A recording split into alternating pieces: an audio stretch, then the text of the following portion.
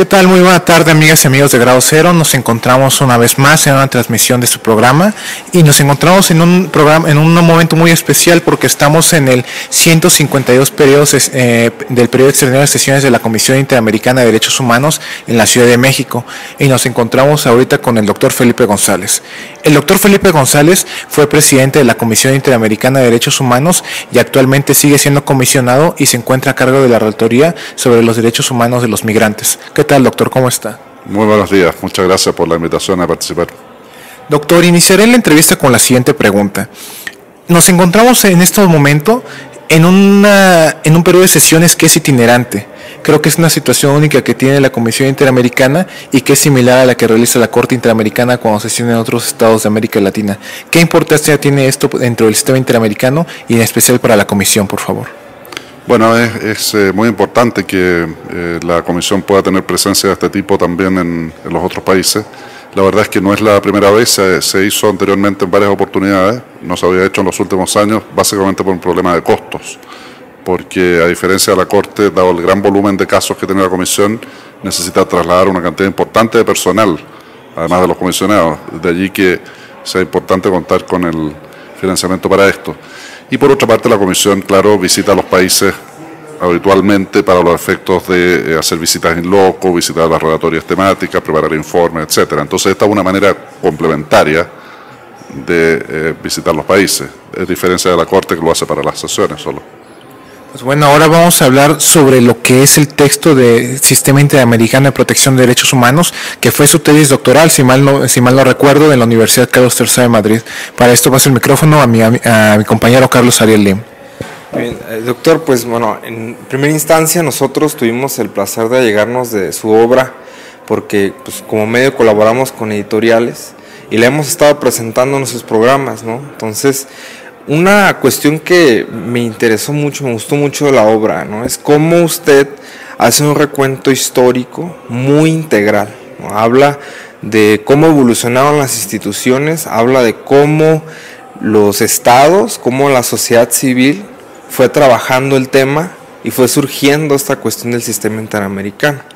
En primera instancia yo quisiera que nos hablara de cuáles son las singularidades o las particularidades que tiene el sistema interamericano en comparación con otros sistemas, ya sea el europeo o el africano. Bueno, yo les agradezco mucho el interés de ustedes por el libro que ha tratado de hacer una contribución al debate sobre el sistema interamericano. Yo he tenido la suerte de participar en varias calidades en el sistema, como usuario, por la sociedad civil, por varias organizaciones no gubernamentales, por clínicas jurídicas universitarias que han llevado casos, y también como académico haciendo estudios, etcétera. Y en los últimos años, desde 2008, como comisionado en la Comisión Interamericana de Derechos Humanos. Procuro en el libro dar cuenta como de esa visión múltiple al respecto. Y hay una cosa que yo suelo decir, que parece broma, pero es en serio, y es que la presentación que más he hecho a lo largo de mi vida ha sido la titulada El futuro del sistema interamericano de derechos humanos. La debo haber hecho 30 veces, por ejemplo, perfectamente. Y eso tiene que ver con la imprevisibilidad que en cierta medida tiene el sistema interamericano de derechos humanos en cuanto a cuál va a ser su desarrollo futuro. Se ha ido consolidando, pero no siempre en un ambiente sencillo de conducir. Ha debido enfrentar numerosos desafíos, no solo los que serían los obvios para un órgano de derechos humanos como este, como son las violaciones de los derechos humanos cometidas en diversos estados a lo largo de los 55 años que ha trabajado la Comisión, sino también por problemas con los órganos políticos de la OEA de tiempo en tiempo, ¿no es cierto? De hecho, lo que se podría haber pensado cuando se produce el tránsito masivo en muchos países de dictaduras a democracias hace 25 años o así, era que esto iba a conllevar un fortalecimiento cualitativo del sistema interamericano de derechos humanos. Yo diría que eso no ha sido exactamente así. Creo que el sistema interamericano de derechos humanos, desde luego, tiene una influencia mucho mayor en una mayor cantidad de estados también que la que tenía en la época de la dictadura, que estaba concentrada en los estados que cometían violaciones más graves y respecto de esas violaciones. No cabe duda que tiene más influencia ahora. Pero eso ha sido a través de un proceso dificultoso, diría yo, dificultoso. Y no se ha dado, por ejemplo, un avance significativo en términos presupuestarios para los órganos de derechos humanos del sistema, ni tampoco se ha visto un progreso en los órganos políticos de la OEA en términos de tomar un rol activo para la implementación de las decisiones de la Corte y de la Comisión. Lo que sí ha sucedido es que en muchos estados, no siempre los mismos, porque algunos estados están a veces en la posición de cumplir y otras veces no, según los gobiernos de turno, pero en muchos estados se han producido avances en términos de ir implementando las decisiones, a veces tardíamente, se ha avanzado sobre todo en términos de pago de indemnizaciones pecuniarias y de reparaciones de carácter simbólico, aunque en otros aspectos como reforma legislativa o para qué decir investigación y sanción de violaciones graves a los derechos humanos es mucho menos lo que se ha avanzado. Entonces yo creo que ese es un poco el contexto en que se ha desarrollado. Ahora, es singular, llevando el asunto derechamente a la pregunta, el sistema interamericano, creo yo, por el hecho de haber nacido en un contexto bastante peculiar, en que había muchos regímenes dictatoriales, y probablemente un elemento decisivo para que la Comisión Interamericana, y después la Corte, claro, pero la Comisión, que estuvo sola 20 años, creciera y alcanzara un impacto, con todas las limitaciones del caso, fue el hecho de que su integración fuera autónoma. Y que a diferencia de la antigua Comisión de Derechos Humanos de Naciones Unidas, por ejemplo, las personas en la CIDH fueran elegidas a título individual y no como representantes de los estados, en un contexto en que la mayoría de los estados estaban en una posición adversa. Entonces eso yo creo que fue determinante. Y después ha ido dando esa evolución. Yo creo que también ha habido un tema de nivel de expectativas de los estados que también puede haber producido algún tipo de ruido o fricción, porque cuando los estados van ratificando la Convención Americana sobre Derechos Humanos, que se adoptó el 69, entró en vigor el 78, pero muchos estados la ratificaron con posterioridad a esa fecha, lo iban haciendo a la medida que iban saliendo de la dictadura. Entonces, en un cierto sentido era como decir, estamos en otra fase, entonces ahora ratificamos la Convención Americana, así como ratificamos algunos tratados de Naciones Unidas, etc. Y de alguna manera también esto significaba reforzar el sistema interamericano en lo que se refería a la cuestión de las violaciones del pasado, que no se volvieran a repetir, etc., la masiva y sistemática. Pero quizá no era claro para una cantidad de estados, como lo revelan afirmaciones públicas que han hecho a lo largo de los últimos 25 años, a veces en los órganos políticos de la OEA, a veces a través de los medios de comunicación en sus propios países, quizá no era claro los alcances que esto tenía. Y era que la Convención Americana no solo era una cuestión relativa a ejecuciones extrajudiciales, desapariciones y tortura, sino un conjunto de otros derechos, ¿no es cierto?, y que el mandato en ese sentido para la Comisión y de la Corte era mucho más amplio. Quizá ellos pensaron que la cuestión se iba a desarrollar un poco en los términos clásicos de las disposiciones constitucionales internas que existen en los países latinoamericanos desde el siglo XIX, pero que en buena medida, en lo que se refería a protección de derechos fundamentales, era letra muerta o casi muerta. En eso ha habido, claro, un cambio en la mayoría de los países en las últimas décadas, y en parte ese proceso también ha sido llevado adelante por la Comisión y la Corte en lo que se refiere al uso de los instrumentos internacionales para que no queden efectivamente como letra muerta o no solo se refieran a las violaciones clásicas, entre comillas, de los derechos humanos. Doctor, yo quisiera agregar un comentario al relacionado anteriormente, y es que el libro que usted está presentando se caracteriza por desentrañar e ilustrar para aquella persona que no sea muy versada en los temas del Sistema Interamericano de Protección de Derechos Humanos el origen, la génesis como tal que tiene la Comisión, la Corte y el sistema en su conjunto.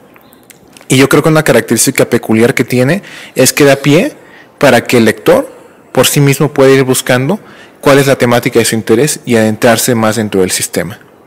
¿Qué comentario me puede decir en cuanto a cuál fue su intención al momento de redactar este texto? Sí, bueno, efectivamente yo aprecio las palabras suyas, creo que efectivamente esa es parte de la idea, que sea un texto accesible más allá de los especialistas y que dé una visión de conjunto del sistema. Y por eso tiene el libro dos grandes partes, una que se refiere a la evolución en materia institucional y procesal del sistema interamericano de derechos humanos, la cual puede ser útil tanto para formarse esa visión de conjunto como para, por ejemplo, llevar casos o hacer labores de incidencia ante el sistema.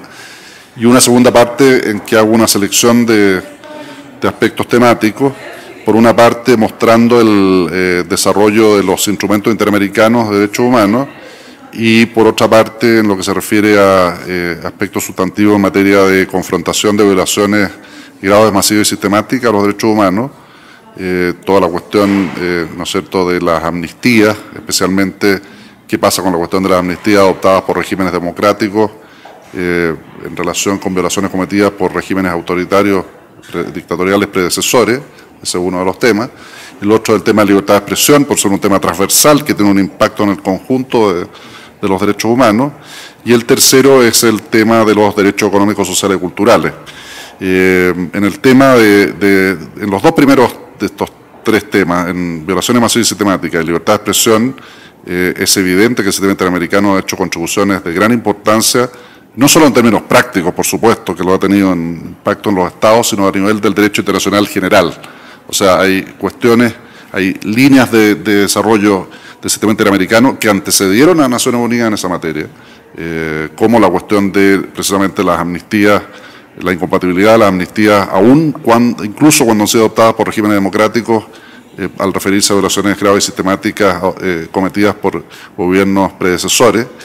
Y en materia de libertad de expresión, por ejemplo, en todo lo que se refiere a los alcances de la censura previa, incluyendo no solo la administrativa, sino también la judicial, y la cuestión del derecho a acceso a la información pública como un derecho fundamental, y no simplemente como un derecho derivado de disposiciones legislativas. En cambio, en materia de DESC, el balance que yo hago en materia de derechos económicos, sociales y culturales, el balance que hago en el libro es que todavía está al debe el sistema interamericano de derechos humanos, que a diferencia de los otros dos temas más avanzados de Naciones Unidas que el sistema interamericano en esta materia, creo que se han hecho esfuerzos importantes en los últimos 10, 12, 15 años al respecto, pero que todavía hay mucho que hacer. El protocolo de San Salvador sobre DESC, adicional a la Convención Americana, entró en vigor ya hace 15 años, pero aún no se echa a andar. Ahora se supone que se va a echar a andar finalmente el mecanismo especial para que los estados presenten sus propios informes. Esto es sin perjuicio de las facultades que tiene la Comisión Interamericana en materia de DESC, por supuesto. Y por otra parte, la Comisión ha creado recientemente una relatoría especial en materia de derechos económicos, sociales y culturales, que creo que los eleva a su real estatus. ¿No es cierto? Entonces esa es la idea del libro, dar esa visión de conjunto. No podía tratar todos los temas tampoco, pero eso es lo que me parecieron que dan una visión general, o sea, confrontación de violaciones masivas y sistemáticas, libertad de expresión como derecho transversal y DESC transversal por sus propias características, además de la evolución institucional y procesal. Bien, usted en su obra habla de algunas propuestas de modificaciones al sistema interamericano, pero hay una que me parece muy interesante, que es esta cuestión de hablar del acceso directo de la víctima al sistema interamericano, ¿no? Que ya tenemos la experiencia de Europa. A la Corte Interamericana. Así es, perdón, a la Corte. Entonces, la cuestión aquí es que hay quienes proponen que exista esta cuestión en el sistema interamericano, pero bueno, hay quienes dicen, bueno, es un poco radical, ¿no? Por algunas experiencias, pero hay propuestas más integrales donde hablan de que crear mecanismos para que se pueda acceder, pero sin eliminar ningún órgano, al contrario, ¿no? Diversificar funciones y poder generar esta cuestión. ¿Usted ve viable que se pueda en el sistema interamericano existir el acceso directo a la víctima?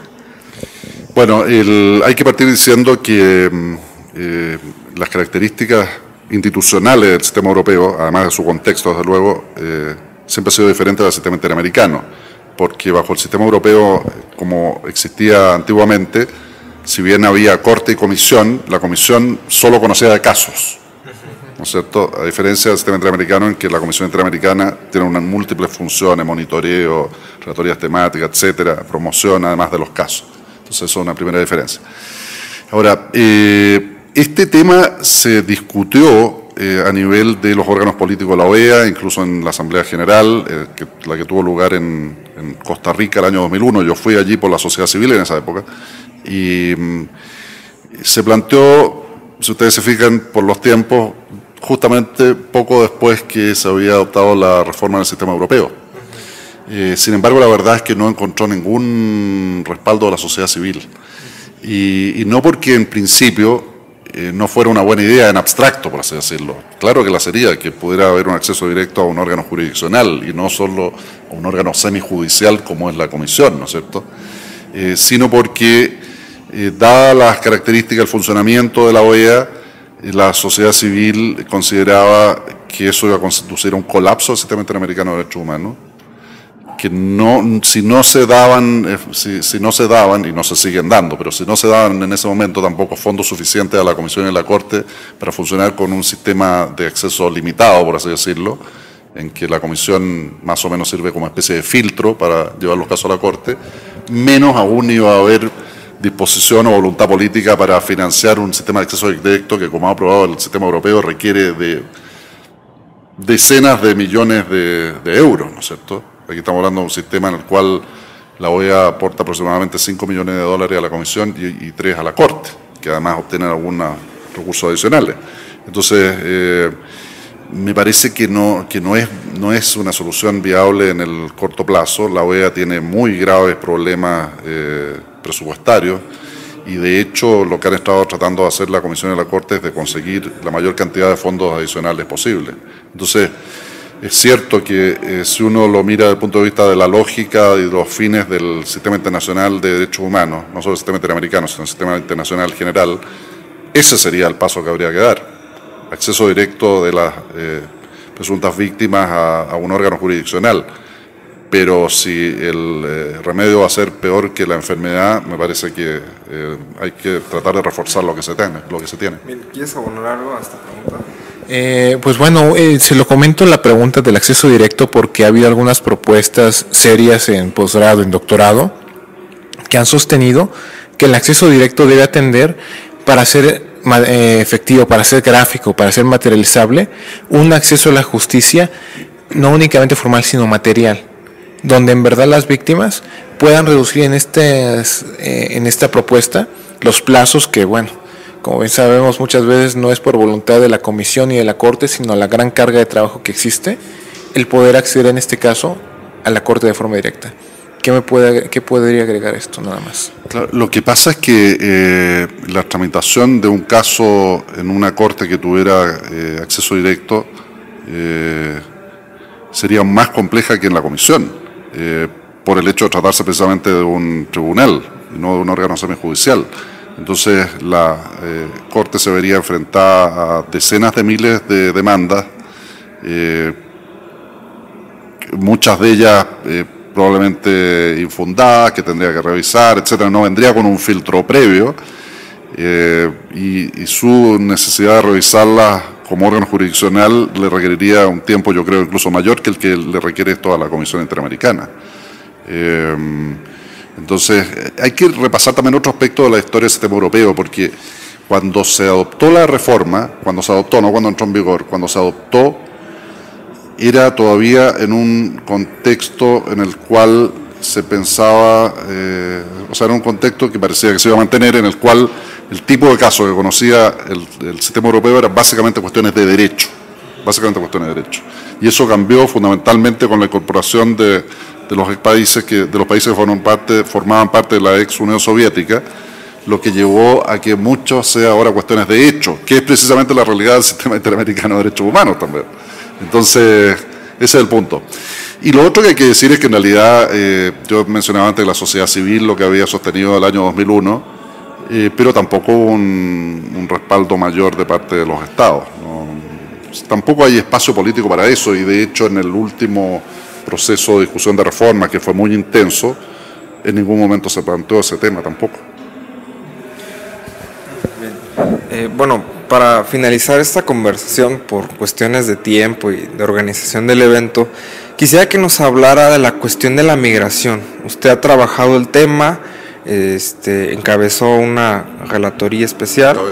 Encabeza una relatoría especial. Entonces, me parece que el tema en México está tomando un poco más de fuerza en estos momentos y quisiéramos saber qué es lo que hay que ver hacia el futuro en el tema de la migración, ¿no? O sea, estamos viendo los diagnósticos, estamos viendo lo que está pasando, claro, pero es necesario tener ya el plan hacia adelante para poder tratar este tema.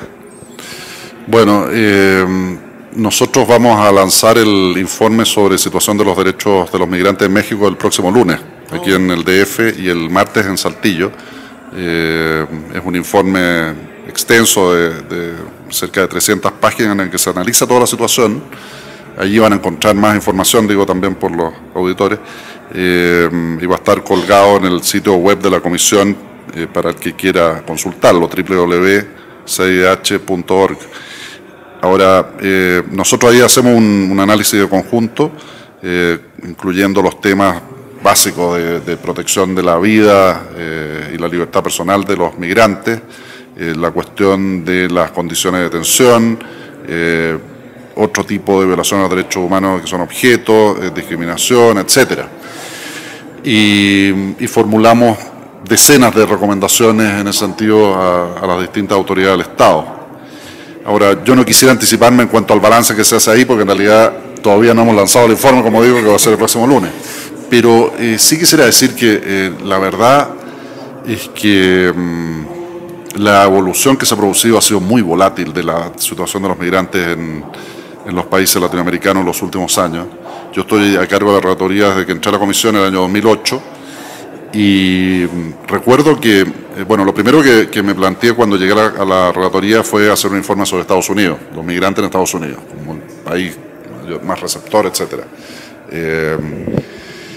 Y teníamos previsto en segundo paso hacer algo similar respecto de México. Y recuerdo que esas primeras audiencias sobre México, como un poco en preparación para una eventual visita, todavía no estaba concertada la visita ni nada, se referían básicamente a las mismas cuestiones que en Estados Unidos, de condiciones de detención, acceso a la justicia, etcétera. Y de repente vino la avalancha de secuestros y de muertes violentas de migrantes, y aparecieron las fosas y todo. O sea, fue una cuestión así brutal que se desarrolló entre 2009, a partir de 2009 básicamente. Había también violencia antes, pero digo, escaló de una manera brutal en esa época, en ese momento, muy rápidamente, lo cual hizo que al armar la visita cambiáramos el foco que teníamos pensado inicialmente.